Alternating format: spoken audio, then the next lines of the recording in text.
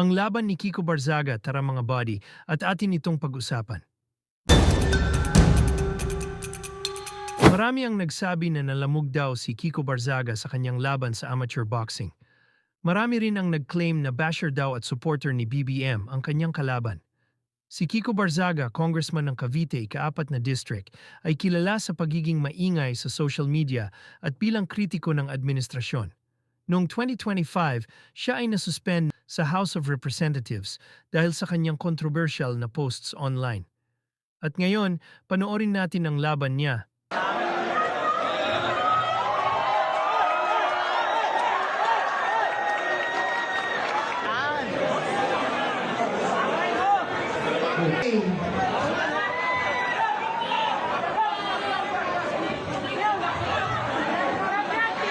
On the ring, we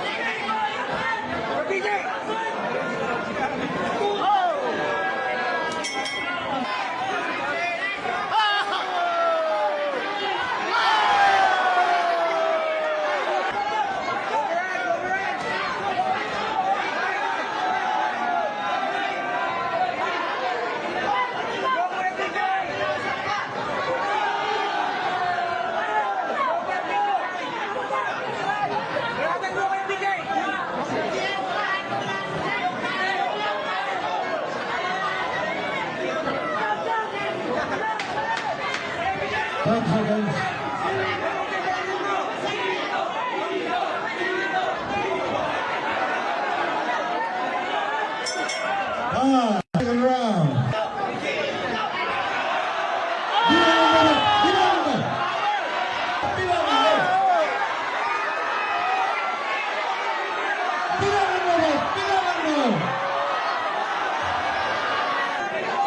Ayun, kinabahan.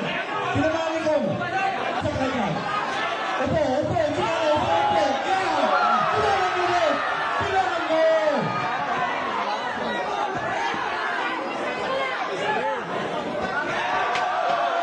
Hands sa hands.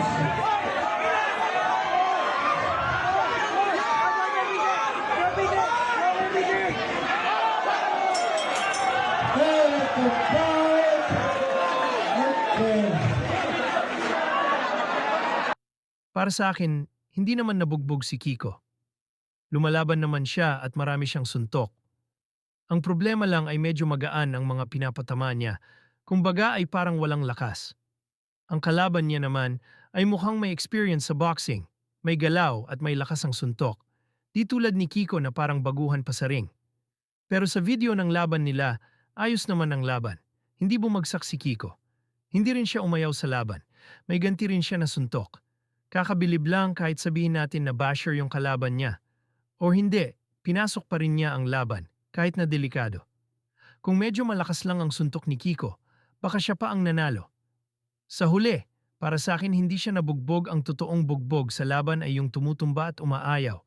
Pero siya lumaban at tinapos ang buong round nang hindi sumusuko sa laban.